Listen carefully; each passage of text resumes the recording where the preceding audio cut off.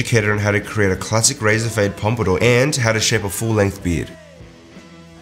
So I'm taking a half a horseshoe section now, so I can work on one panel, and then as I move on, I will continue on my horseshoe section and cut as I go. I'm going to start with the clippers.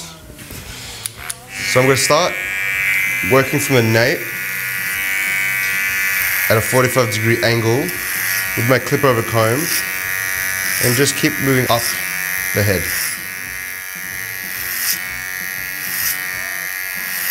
Just keep working backwards at a slight angle, working towards the occipital bone. So from the hairline down to the occipital bone. That's my goal.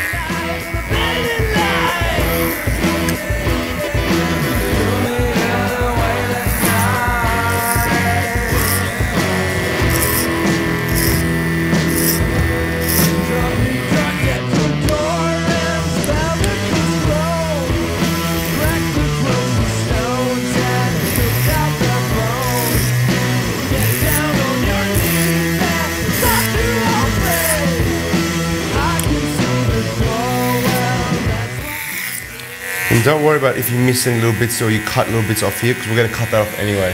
So just kind of work vertically with your comb, just to really get a nice flat fade. So what I'm trying to do now is just getting rid of all the base hair that I don't need. Just hack it off and start with a clean palette. Now that I have my base guide in, I'm going to add a number 1 to my clipper guide and work upwards from the scalp.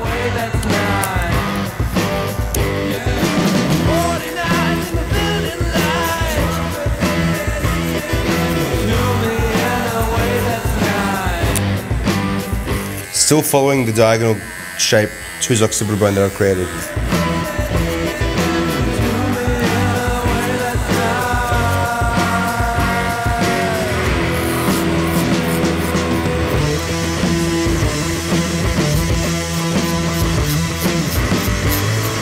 The reason why I clip over comb before I do this is just to clean up my section, just so I can see what I'm doing.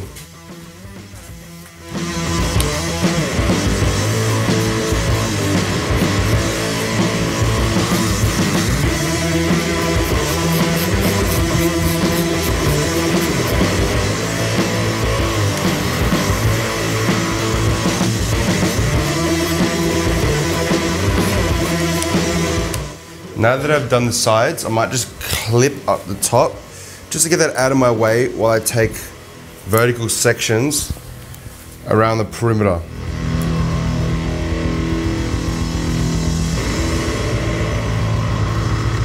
Now I'm just going to take a vertical section just to get rid of the majority of this bulk that I don't need either.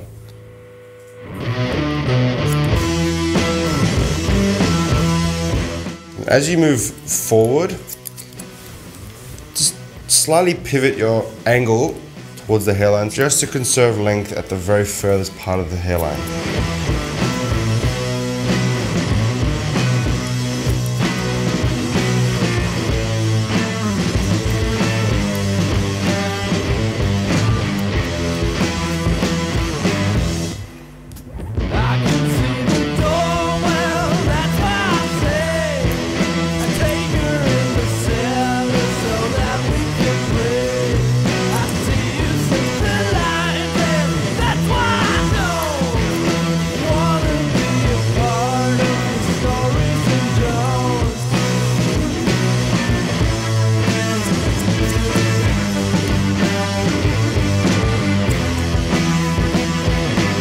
Now I'm going to scissor over comb this white line out of his hair.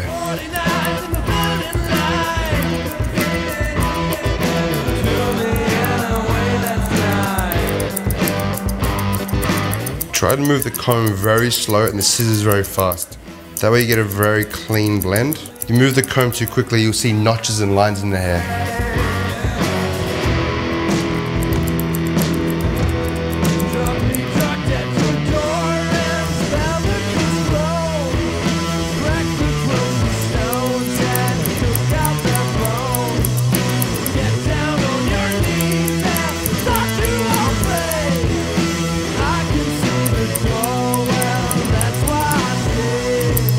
Just keep working up, trying to create a square shape with the fade. Because he has very blonde hair, it sticks out, it shoots out. So we're going to create that square shape up here.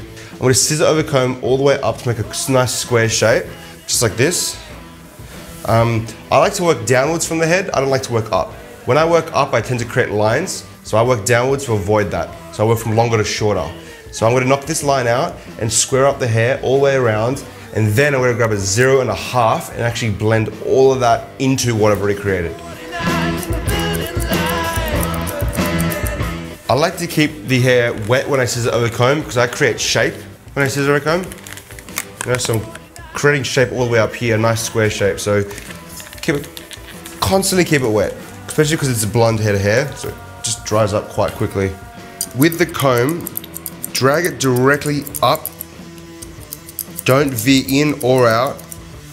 And as you get higher in the scalp, you'll notice that you actually stop hitting the scalp. That's how you create a square shape, just directly up. Not in, not out, don't veer in any direction, just directly up.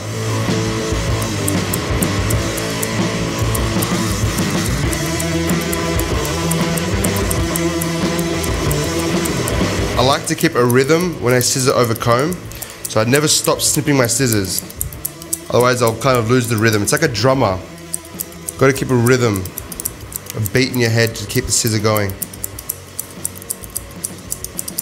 It's not completely random, even though it looks kind of random, what I'm doing, it's not.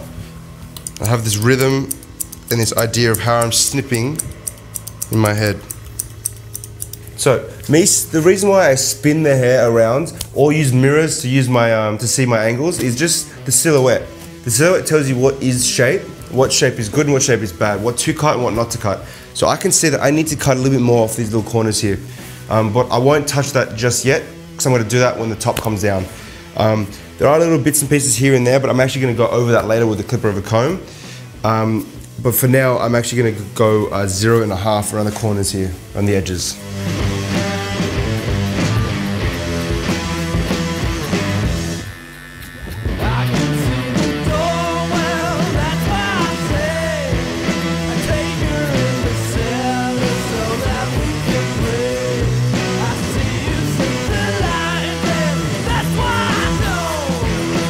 So I'm shaving the hair from the nape to the occipital bone, just right here.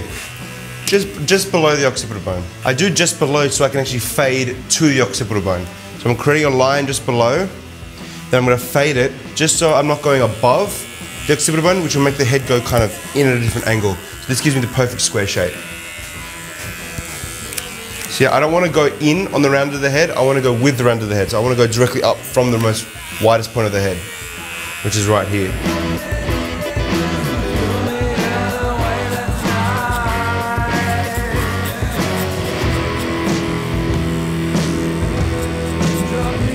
So I'm creating an intentional line to show as a guide. So this line in here that I've created is very intentional. This will create a guide for me to follow all the way through the other side of the head.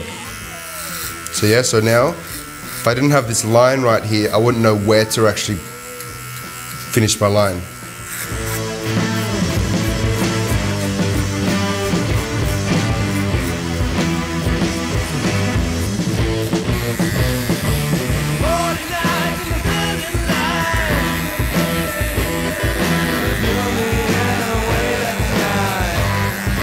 As a barber, I like to have more than just one pair of clippers.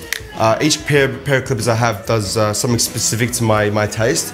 It's kind of like a hairdresser with scissors. I also have many scissors myself, but I like to have, you know, specifics. Everything has a specific role that I use it for. You know, some clippers use it just for beards, other for hair, other for fading. You know, this just helps me.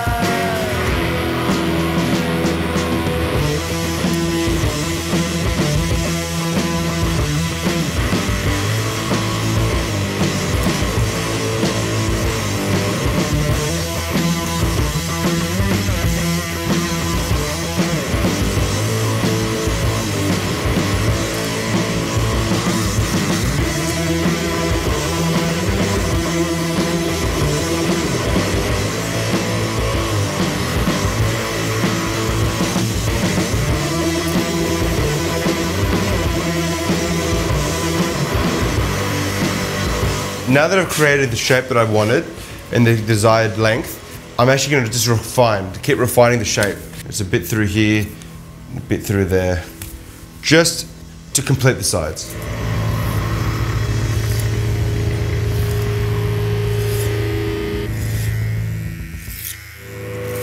Clip over combing allows me to have more space to see what I'm doing.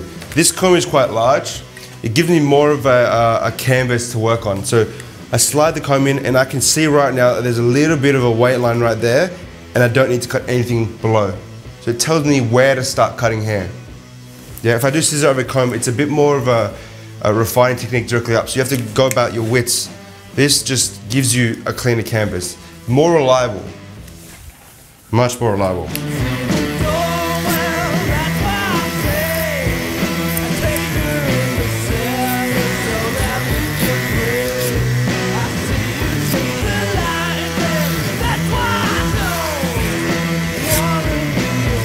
Done. So I work up and down in different ways. But in doing that, it gives me a better fade, as you can see. And normally for me, because I'm trained in it, it actually takes me no time to cut hair at all. It's actually quicker. I tend to use all of my tools in a unique way. Everything has a purpose and has a reason for use. And yeah, that's the end result of the fade. All right, now we're gonna start with the top. This length's gonna come off now. So what I'm gonna do is I'm gonna take horizontal sections and connect it back into what I've already cut. Okay? So I've left length up here for the particular reason of blending it in. Yeah? All back. Everything is gonna meet this point. Okay? So everything's gonna come back. Obviously gotta keep it nice and wet. Horizontal sections, starting from the back, working backwards. So everything is gonna meet this one first section.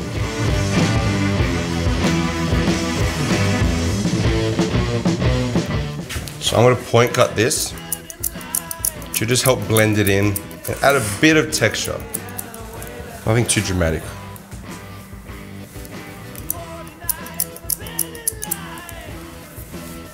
I like to blunt cut just to soften up the line that I've created, just so it's not so blunt and harsh.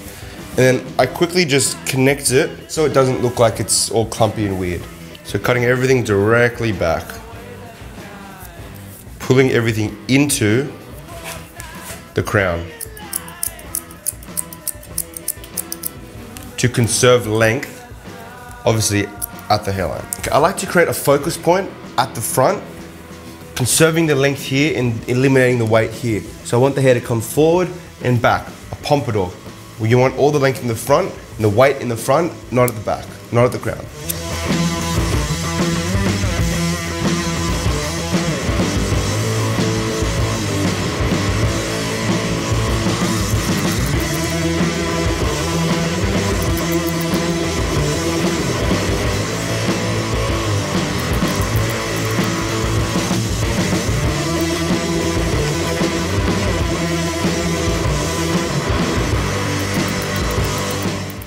This way you get the length the client requested.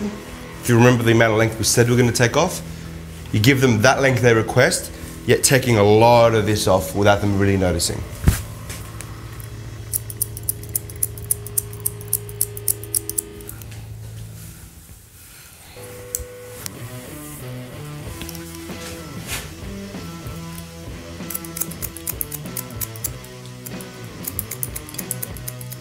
Now that we've created the length, the desired length, I'm gonna go through this and take some of the bulk out, because obviously this crown area is a bit, a bit heavy.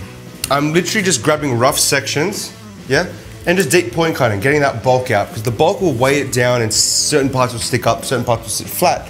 So when that happens, the parts that are sitting flat accentuate what sticks up. So you'd rather just blend it all in together from the side up into the top. Kind of like this, yeah?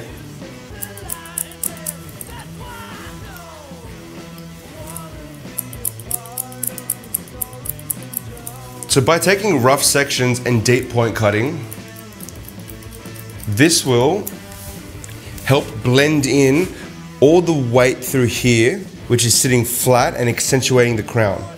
So what we want to do is we want to make it all almost using his crown and his cow's licks to accentuate the haircut. So instead of it sticking outwards this way, you want to keep cutting it to create the shape with it sticking out. Kind of very similar to Asian hair. Sticks right out, so you've got to almost manually cut the cow's licks to fall into a shape. This is when the visual aspect of cutting comes into play. This is not very technical. This is what I see and I cut. Mixing between scissor over comb, clipper over comb, and cutting through my fingers, I'm just gonna blend in the sides to the top. And you'll see what I'm about to do. If you notice how I'm holding my comb, my little finger is working as a guide, as a barrier between the hair. So I'm not using the comb, I'm using my finger to almost rise up away from the head as I move up. This will give me the creative shape that I desire, yeah? So you watch it, the pinky will push away from me. Gives me a bit more reliability with my comb.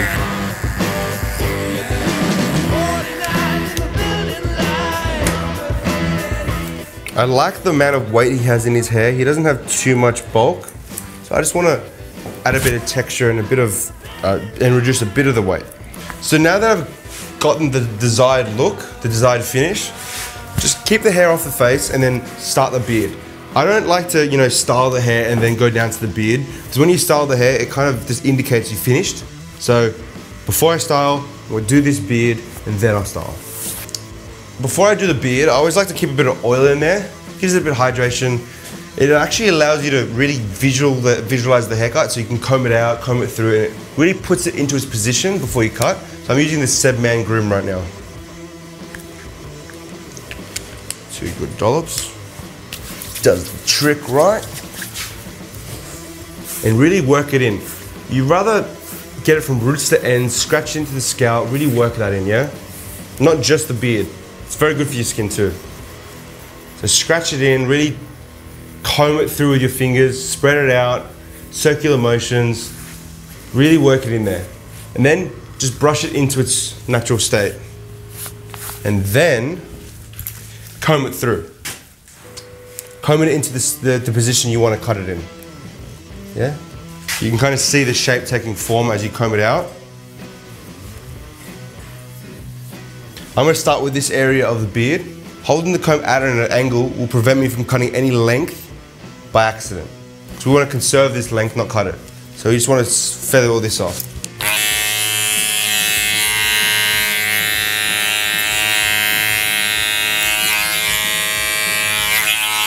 Okay, with the beard, I don't use guards, I freehand it. So I like to just shape it up like that.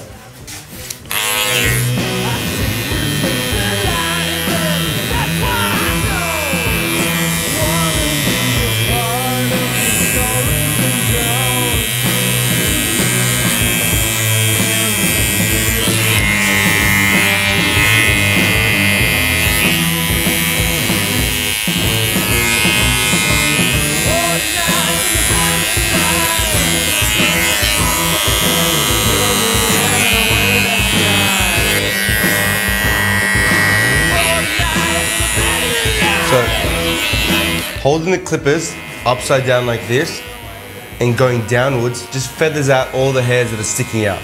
Not getting rid of the length, getting rid of all the frizz and fluff.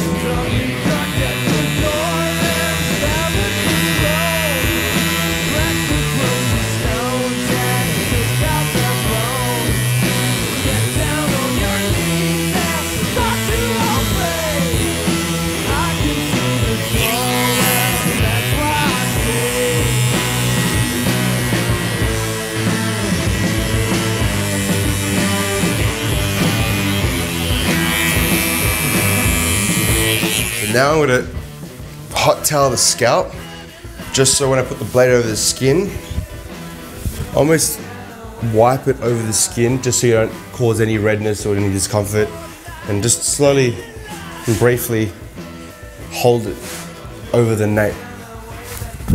You just want to heat up the skin, you don't want to burn the skin. Okay, so once you put a hot towel over the skin to really soften and relax the skin and clean all the cream off it, you're essentially done.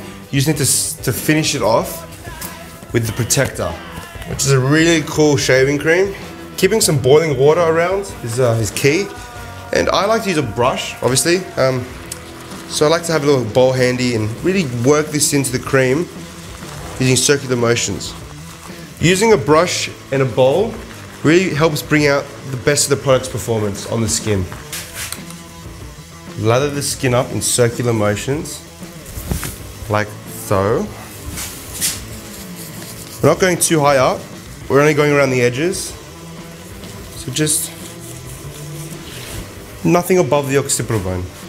Like you would shave a beard, just stretch the scalp up as tight as you can and very softly, gentle strokes, short gentle strokes. When you shave, you'd rather keep the skin nice and stretched out, almost flat, just so when the blade runs over the skin, you're not going to cut or graze over a bump. So when the blade goes over a flat surface, it cuts perfectly, all right?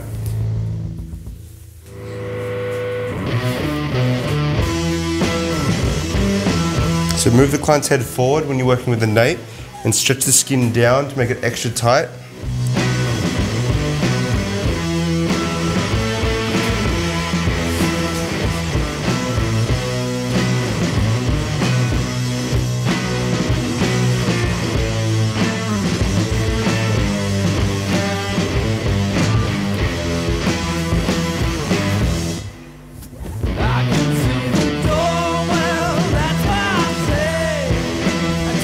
Finish off with the gent.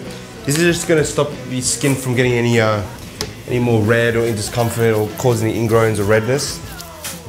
Just get that in there. Really massage it into the scalp. You really want to push that product into the pores.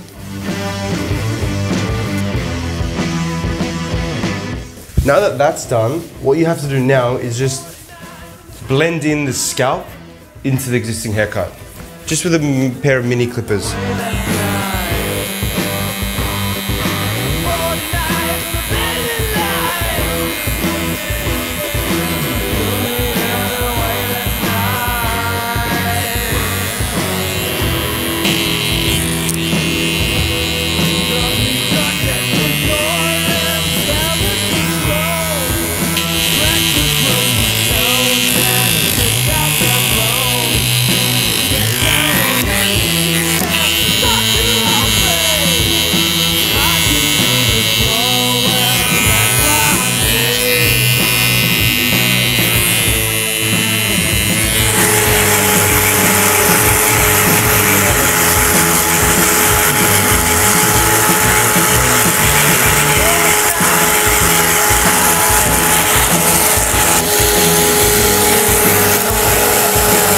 Today I'm going to be using the Hero, which is a really strong hold, very reworkable gel.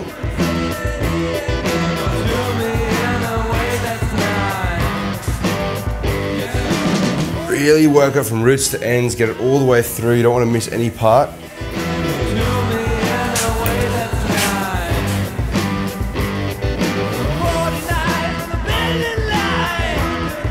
That's it.